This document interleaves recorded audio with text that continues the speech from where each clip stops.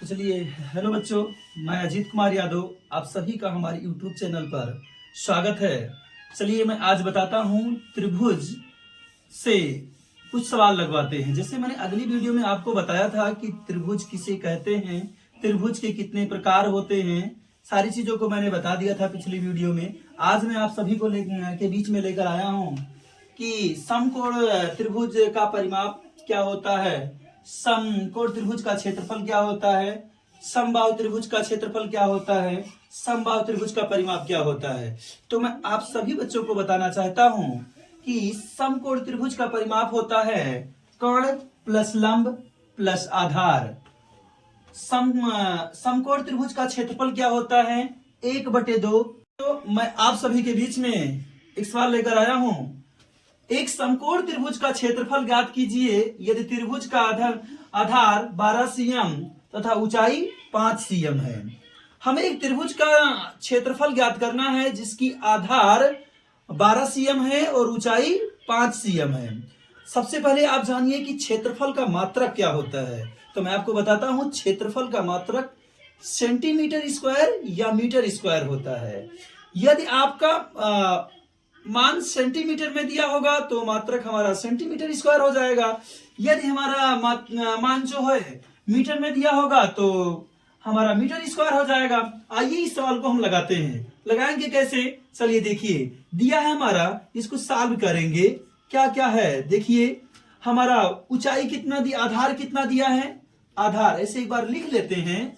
आधार बराबर हमारा दिया है 12 सीएम। आपको दिख रहा होगा कि आधार 12 सीएम दिया है।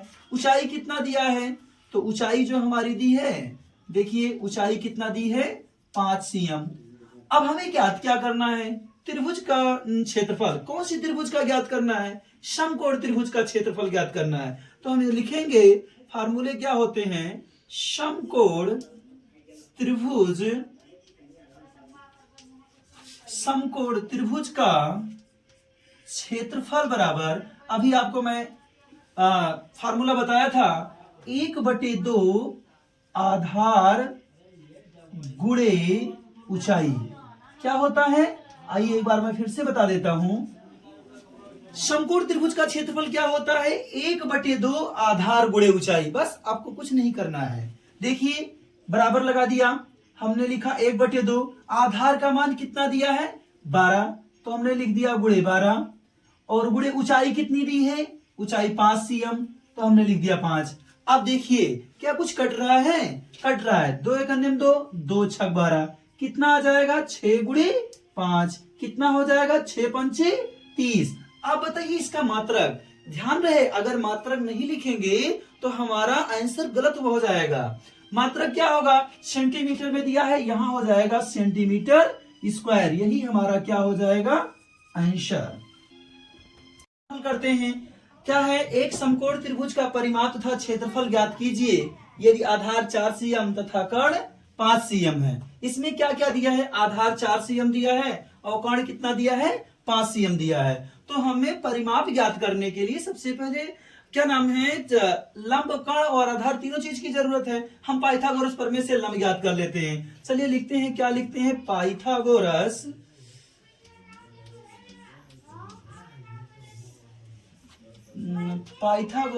प्रमेय से। पाइथागोरस प्रमेय क्या होता है, आप लोग जानते होंगे, कर्ण स्क्वायर बराबर लंब स्क्वायर प्लस आधार स्क्वायर।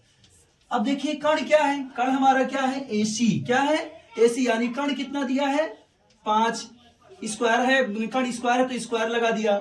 लंब हमें क्या ज्ञात करना है, तो जो ज्ञात करना है उसे ऐसे लिख दो। आधार कितना दिया है 4, स्क्वायर लगा है तो क्या लगा दे, स्क्वायर। आप जानते होंगे 5 का वर्ग कितना होता है, 5 का वर्ग कितना होगा, 25। लंब क्या लिख देंगे, ऐसे हम लिख देंगे लंब स्क्वायर, प्लस आधार कितना होगा 4 चौक 16। अब देखिए इसको क्या कर दे हम, क्या नाम है, पक्षांतर कर दे। इधर प्लस में 16 है, आएगा तो इधर क्या हो जाएगा -16। तो कितना हो जाएगा 25 - 16 बराबर कितना हो जाएगा, लंब का स्क्वायर। अब 25 में से 16 घटाएंगे तो कितना बचेगा, 9 बराबर इधर क्या हो जाएगा, लंब स्क्वायर। अब आप जानते हैं कि इधर स्क्वायर है, इधर लाएंगे तो क्या हो जाएगा, रूट में हो जाएगा, तो हो जाएगा अंडर रूट 9 बराबर क्या हो जाएगा, लंब। अब 9 का वर्गमूल कितना होता है, 3 होता है। तो हम लिख सकते हैं लंब बराबर कितना, 3 cm। अब आपको परिमाप आसानी से ज्ञात हो जाएगा कि हमारा आधार दिया है 4 cm, कर्ण दिया है 5 cm, लंब 3 cm दिया है, तो परिमाप आसानी से ज्ञात हो जाएगा। चलिए अब हम ज्ञात कर देते हैं।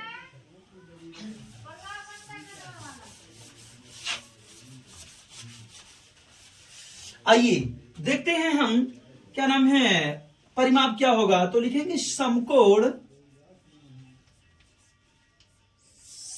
त्रिभुज का परिमाप। समकोण त्रिभुज का परिमाप बराबर क्या होता है, यहां से लिख देते हैं, लंब प्लस कोण प्लस आधार। क्या होगा, लंब प्लस कोण प्लस आधार। लंब कितना अभी निकल कर आया है, आप जानते हैं कितना, 3 निकल कर आया, प्लस कोण कितना दिया है 5, प्लस आधार कितना 4, तो 5 3 8, 8 4 कितना हो जाएगा 12।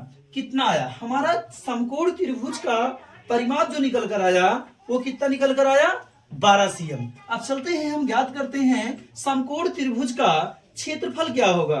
तो इसी के आगे हम ज्ञात कर लेते हैं समकोण त्रिभुज का क्षेत्रफल बराबर क्या होता है, बच्चे बताइए क्या होगा, 1/2 आधार गुणे ऊंचाई। क्या होगा, 1/2 आधार गुणे ऊंचाई। आप बताइए 1/2 आधार गुणे ऊंचाई होता है, तो 1/2 ऐसे लिख दीजिए। आधार हमारा कितना है, दिया है 4, ऊंचाई अभी कितना नहीं है हमारा निकल कर आया है भाई, देखिए कितना 3 cm, तो 3 ऐसे लिख दिए। अब इसको काटिए, 2 × 2, 2 दूनी 4, यानी कितना होगा 2 × 3 बराबर कितना 6। अब आप जानते हैं समकोण त्रिभुज का क्षेत्रफल क्या होता का मात्रक क्या होता है क्षेत्रफल का, तो क्षेत्रफल का मात्रक सेंटीमीटर स्क्वायर हो जाएगा, क्योंकि हमारा मान सेंटीमीटर में दिया है तो सेंटीमीटर स्क्वायर हो जाएगा। ये मेरा सवाल लग गया। तीसरे क्वेश्चन की तरफ चलते हैं। क्या दिया है, समबाहु त्रिभुज की भुजा 6 मीटर है, तो परिमाप तथा क्षेत्रफल ज्ञात कीजिए। अब आपको पता होगा, हमने अभी बताया है कि समबाहु त्रिभुज का परिमाप क्या होता है। समबाहु त्रिभुज का परिमाप होता है 3 गुणे भुजा। समबाहु त्रिभुज का क्षेत्रफल क्या होता है, समबाहु त्रिभुज का क्षेत्रफल होता है √3/4 भुजा स्क्वायर। तो चलिए सबसे पहले हम परिमाप ज्ञात करते हैं, हल करते हैं इस क्वेश्चन को। आइए हमारे साथ हल करिए। क्या लिखा है, समबाहु त्रिभुज का हमें परिमाप ज्ञात करना है, तो लिखेंगे हम समबाहु त्रिभुज का परिमाप। समबाहु त्रिभुज का परिमाप क्या होता है, 3 गुणे भुजा।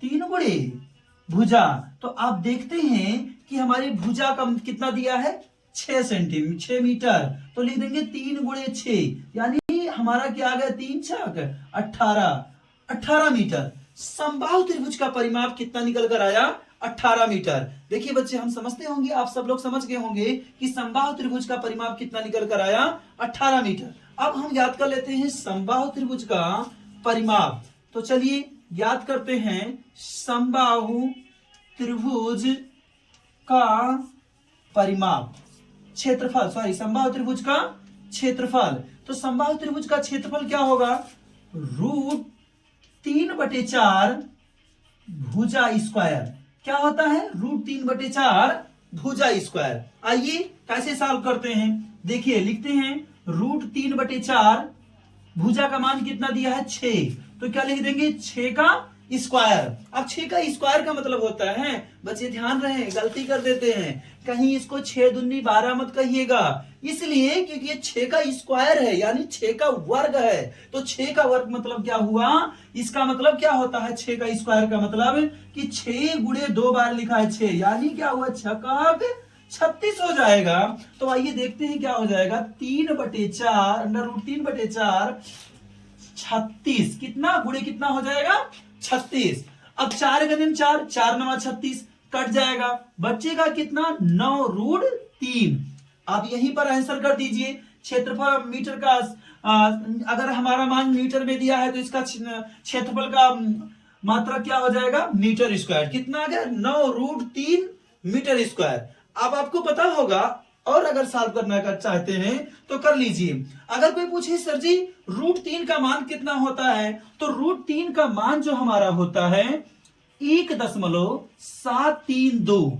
बच्चे के मन में यह बनी होती है नेगेटिव, सर ये 1.732 आया कहां से। तो मैं बताता हूं आपको, एक चैप्टर है वर्गमूल। वर्गमूल में जब बताया जाएगा, वर्गमूल निकलवाएंगे तो आपको बताएंगे कि कहां से आया। वर्गमूल निकालते हैं भाग विधि से वर्गमूल, गुणनखंड विधि से वर्गमूल। तो हम जब वर्गमूल निकलवाएंगे तो इसमें बताएंगे कि 1.732 कैसे आया। ये √3 का यहाँ पर बच्चे वर्गमूल निकाला गया है। आप यहीं पर रखेंगे, कोई नहीं गलत काटेगा, आपका आंसर हो गया। आइए हम देते हैं, एक सवाल देते हैं, आप मुझे लगाकर बताइएगा कि इसका आंसर कितना आया, और आप अच्छे से लगाइएगा। हम समझते होंगे कि ये सवाल समझ गए होंगे आप।